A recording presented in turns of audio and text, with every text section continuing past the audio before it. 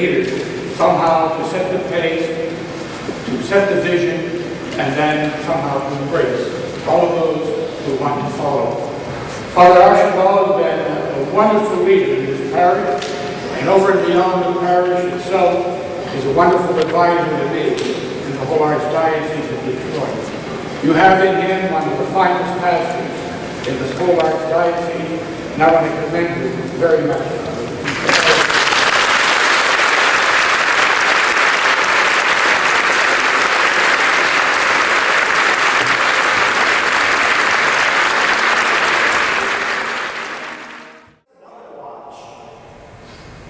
One that I was given after my father's death in 1976. On the back of that watch, there was also an inscription. It simply said, Paul Archambault, McCord Corporation, January 1st, 1965. It was the watch given to my father as he retired from McCord Corporation after working 40 years at a job he never liked. That's astounding. 40 years at a job he never really liked. After thoroughly enjoying 25 years of priesthood, I can't even imagine working 25 years at a job you don't like.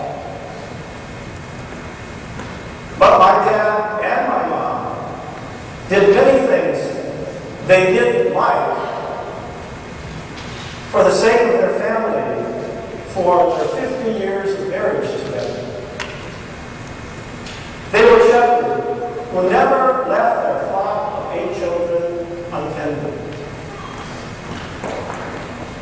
Yes, if I have learned anything from my parents and from my brothers and sisters who continue to bathe me in love and respect, I learned who I am. I learned that I was God, that I was welcome and loved in the Archambault clan, and I learned that I was a Catholic Christian altogether. I learned all 3 at once. Whether it was praying grace before meals, or kneeling around my parents' bed for the family to say the rosary, whether it was playing pinocchos at midnight, or going to a family reunion, whether it was going to Mass on Sunday, or helping a neighbor, I came to know my identity. I was Don of the Archambault clan, a Catholic Christian.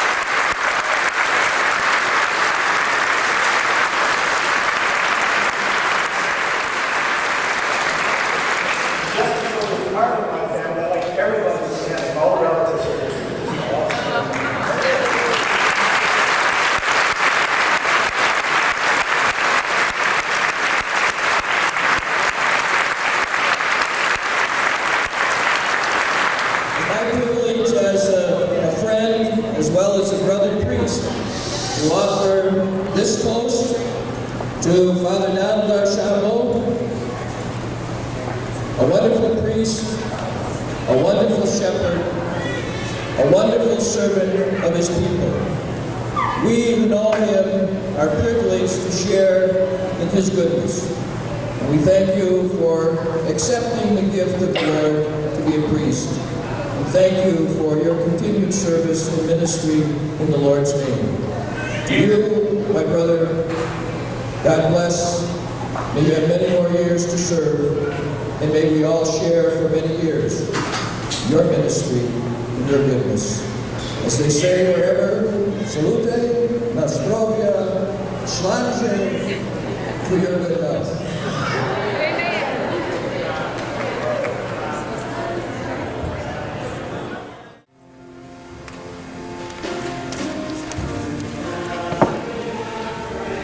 Isaiah, if you have not been baptized, I baptize you in the name of the Father, and of the Son, and of the Holy Spirit.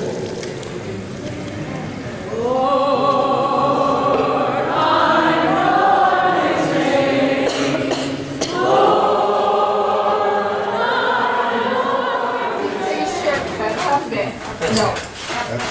If it gets like move the table Yeah, together. is there any trick to it? I mean, This one would be easier than moving that way, but This is where it collapsed. That's no, not that's it, no, you have to hold the Valerie. Famous words, no problem. yeah.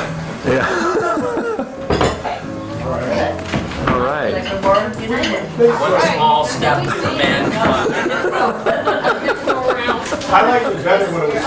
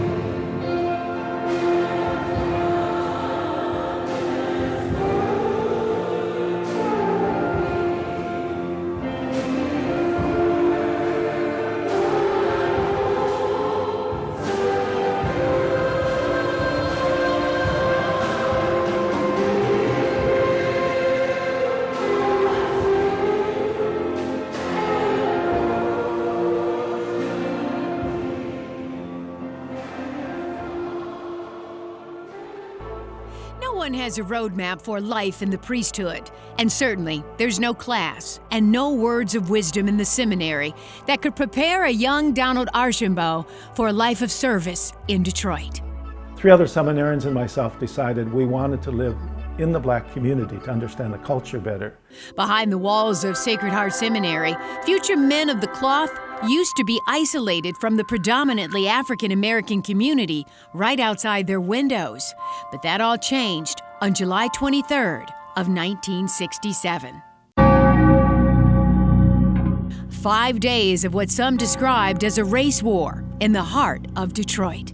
Father Don was living with a Black family near Mack and Fairview. While watching the news one night, the owner of that house threw Father Don to the ground. What's going on, Leon? He says, don't you see those sparks going through the porch? I said, those are tracer bullets. Father Don says the unrest was all around them. We had put really the family that we were staying with in great danger because there was a radical living in the apartments down at the end of the street who didn't like whites staying in the neighborhood.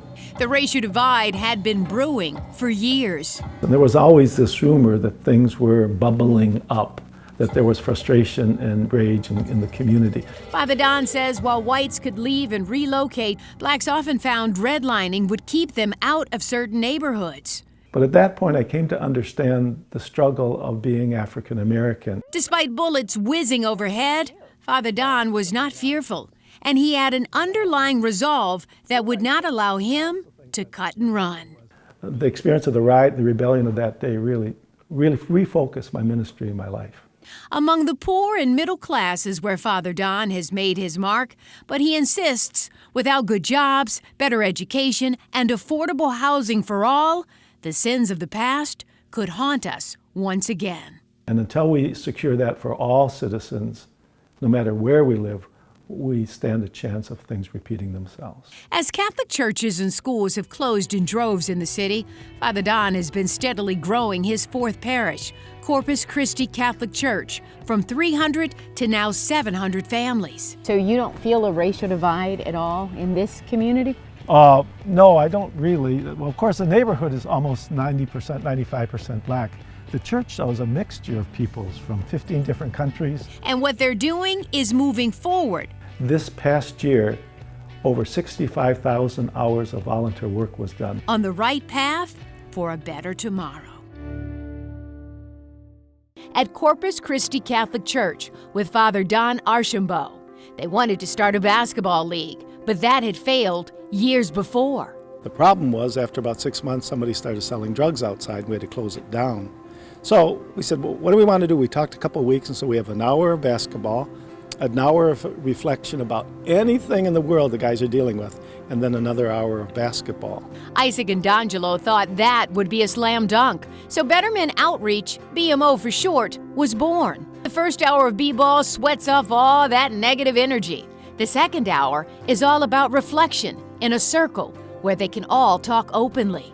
So 7 years ago, you started with how many guys? Right here at Corpus, with 8. We didn't have enough to play 5-on-5. It grew to 4,000 members. That means countless men walk through these doors to play basketball, but end up with so much more. From counseling, resources for education, employment leads. And this is why we come to visit. We come to see in your eyes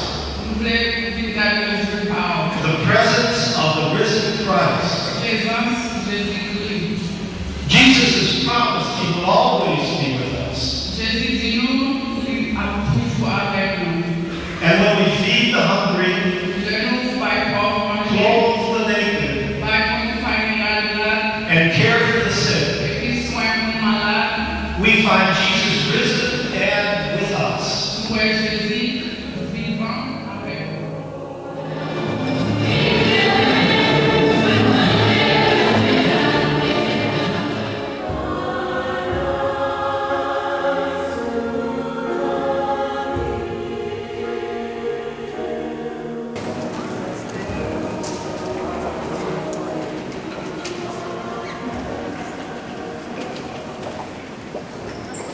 Cameron, I baptized